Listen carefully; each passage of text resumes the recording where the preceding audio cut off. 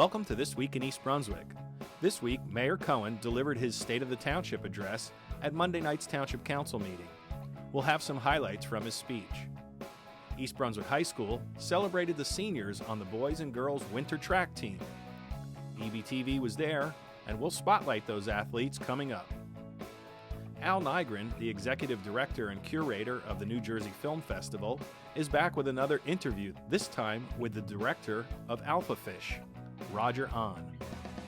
Disability Allies had a very successful Winter Blast celebration. We'll stop in to join the fun. And librarian Melissa Hosick keeps us informed on upcoming library programs, so get your calendar ready. All coming up on This Week in East Brunswick.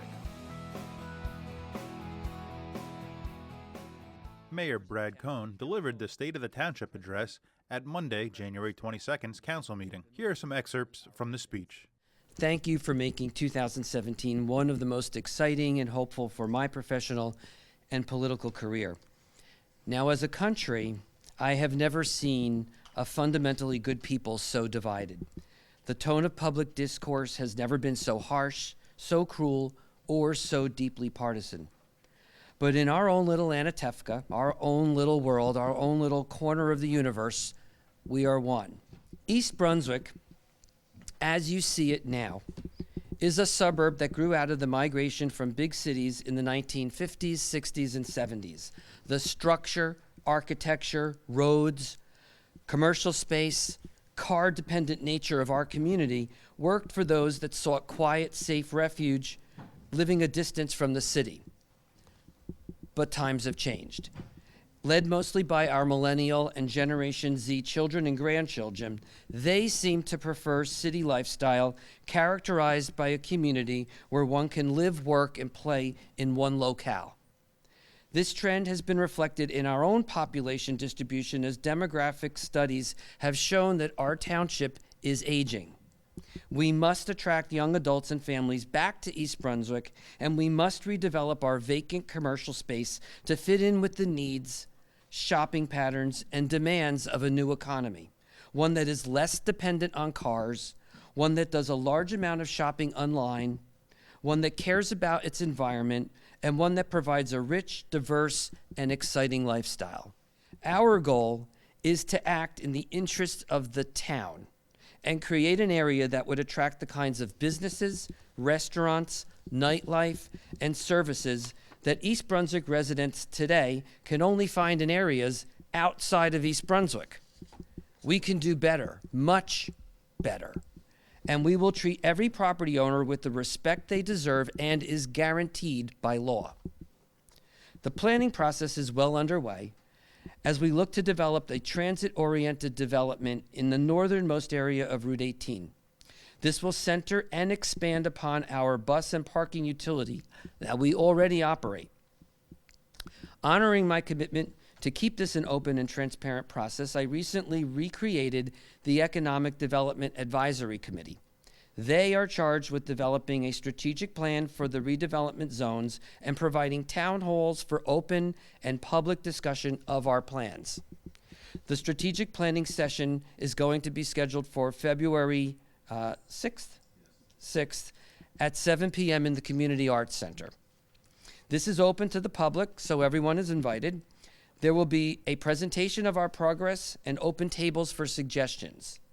The goal is to develop a town plan for redevelopment that has the most complete list of township wishes and desires. Once our plan is complete, we will be ready to negotiate with the present property owners or other potential developers and hammer out a revitalized Route 18 corridor that redefines East Brunswick in a way that makes us proud of our community and attracts the next generation of East Brunswick residents. When it comes to property taxes, let me keep this simple. Any long-term stabilization or reduction in property taxes can only occur if we bring in new ratables to the township. It's that simple. We cannot cut our way to prosperity. Pruning is one thing, but if you cut too many branches off a tree, it just dies. We have spent a good part of this year looking at all the departments and have made cuts where it was possible. This has often been through attrition, cost analysis, or straight budget cuts. Our goal is to keep property taxes stable this year. This will depend in large part on the ability of the Board of Education to likewise limit any increase. Like most private businesses, we are asking public workers to do more with less, and they are responding. We cannot ask less of ourselves than is being demanded of the residents that pay our bills. While the boost to ratables from redevelopment will take some time, we've put in place several initiatives to help stabilize taxes now. The Shop East Brunswick program was started in June.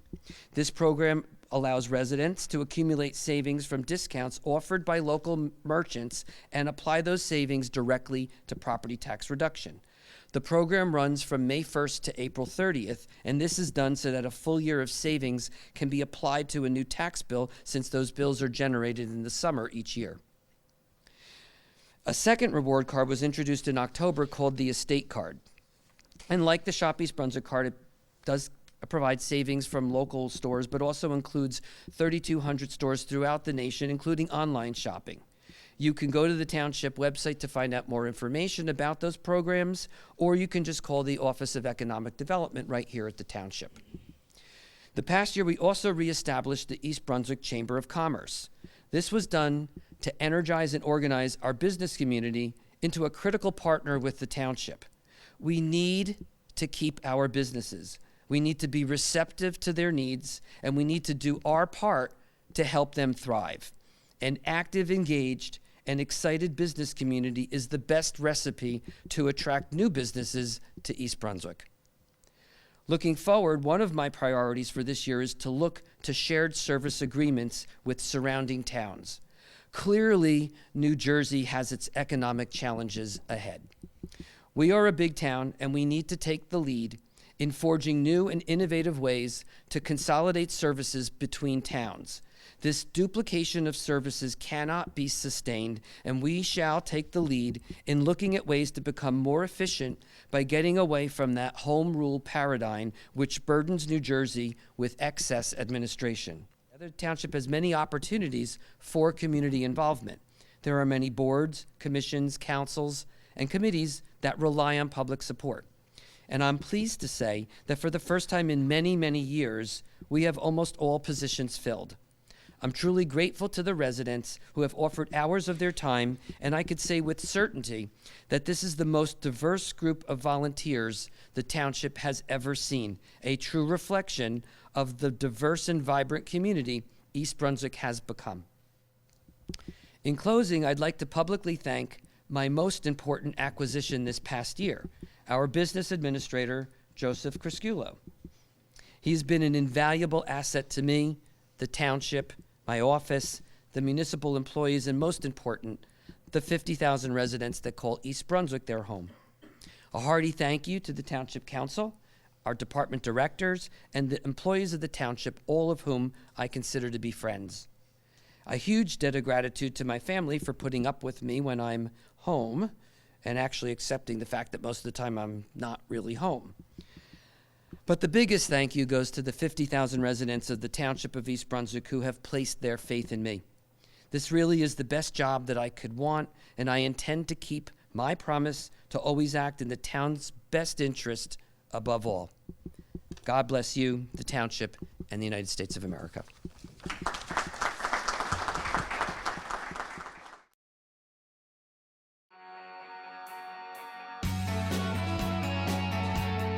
The East Brunswick High School boys and girls winter track teams recently celebrated Senior Day before a dual meet against the South Brunswick Vikings. The senior student athletes have been instrumental in the team's success over the years, and we would like to thank them for their contributions to the program. Now let's check out some of the highlights and meet the seniors.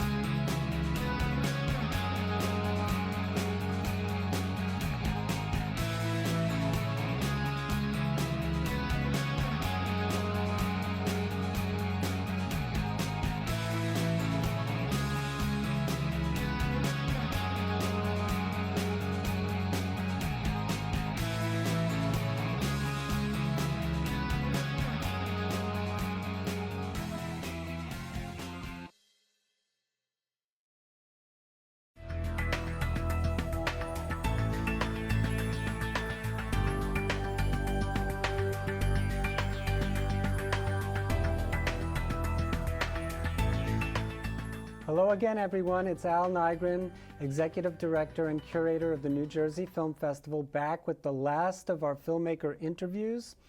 The New Jersey Film Festival will be taking place January 26th through March 2nd on select Friday, Saturday, and Sunday evenings starting at 7 p.m. Each evening we'll have a short film or a series of short films followed by a feature.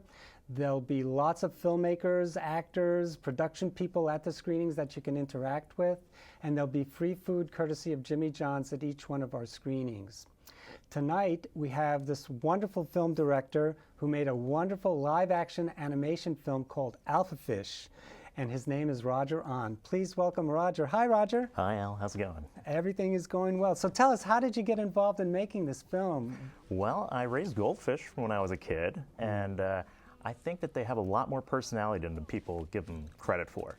And you kind of sit there, you're looking at your goldfish for a long while, and you can get into their heads and wonder, hey, they're really excited to see you in the morning. So I kind of projected that and thought about what kind of short could I make with a 3D character, which is where I'm trained in as a 3D animator, that could be done from home on 2 home computers. Right. So characters that have hair are very difficult, and I said, what's a character without hair that's an animal that has a lot of personality? And I went for the goldfish. But it's a talking goldfish. Exactly. That's the great thing. And he has a personality. Oh, yeah, definitely. Did you base him on anyone in real life? Or? Gosh, I could get really psychological here.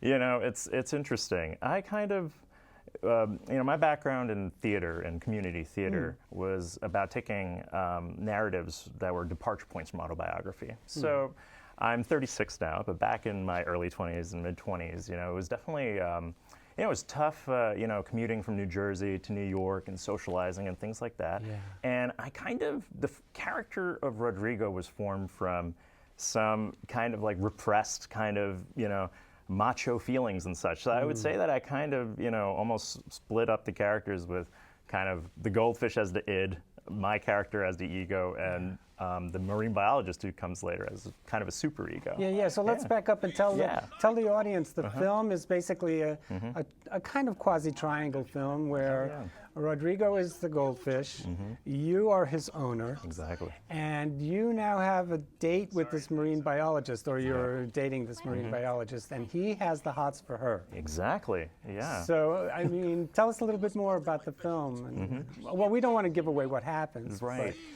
Tell us about the actors besides yourself, the gal that plays the marine Amber biologist. Dickerson. She's a veteran children's theater actress. She leads Pinkalicious, the musical, and I would say that she really was amazing, in this role, because I wanted someone that could play an intelligent character that had a lot of charisma and that the goldfish would feel drawn to. And you had this goldfish that was very macho and such, and very suave. Yeah. And he was played by Lou Mann, who I felt extremely fortunate to find, because I think that all the appeal of the short comes from his voice performance.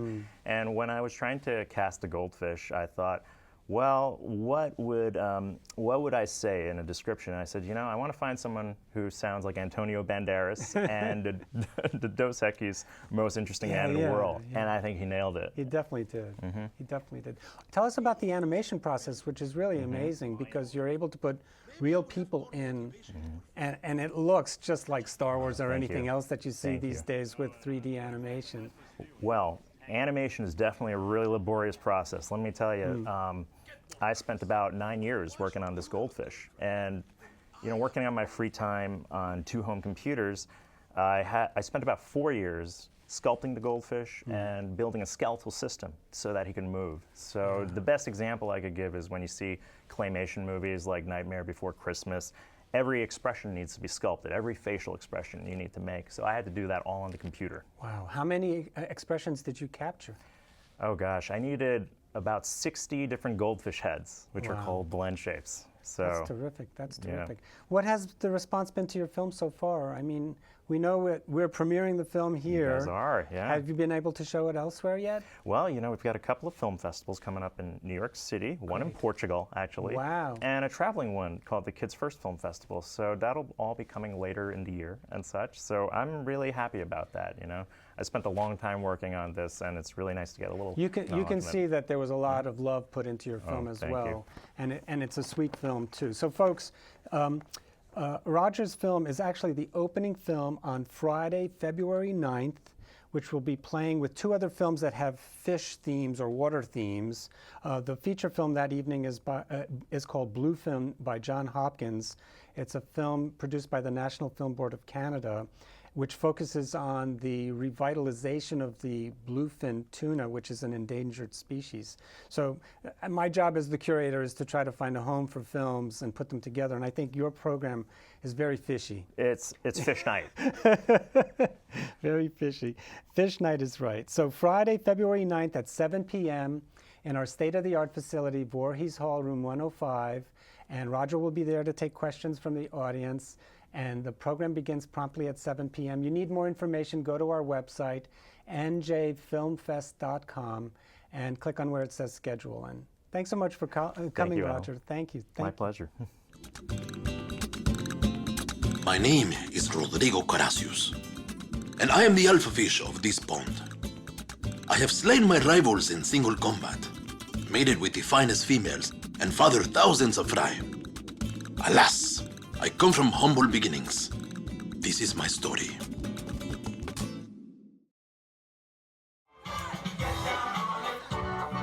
Disability Allies, a nonprofit group based in East Brunswick, recently held its Winter Blast Party at VFW post number 133 on Cranberry Road.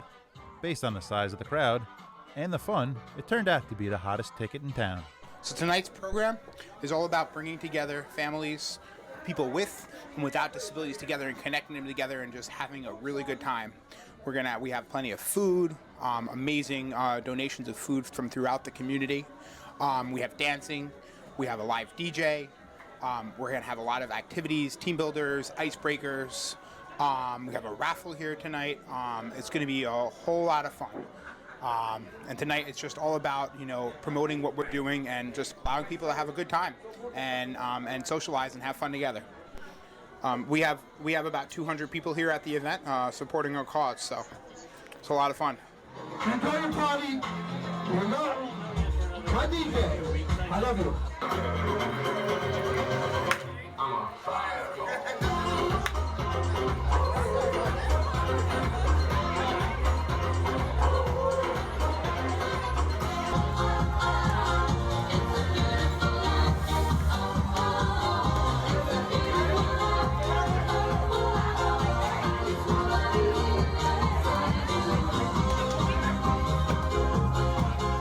Disability Allies is all about bringing together young adults with and without disabilities together.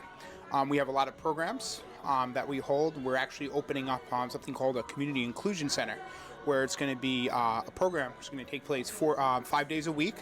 We're going to have a lot of different arts and crafts stations. We're going to have cooking, a music studio where they're going to learn how to play music and jam together.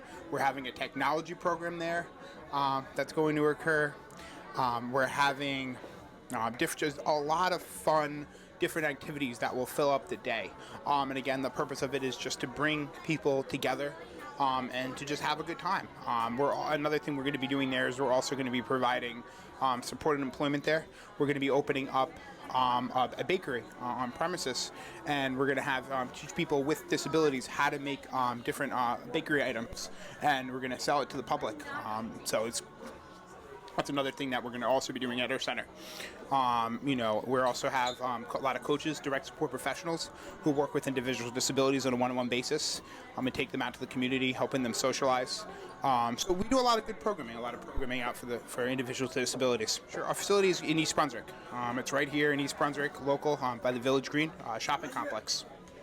So they can contact me. My name is Ross Yellen. I'm going to give you an email and a phone number. Ross Yellen at disabilityallies.com, and you could also give me a call at 908-616-5091 is my phone number, and website is www.disabilityallies.com. So this is an event. We're here today because we want to talk a lot. How many people have met 2 new people today? Who met 3 new people? Okay. Who met a friend? Who has a new friend today? Who has a new friend? Well, that's what Disability Allies is about.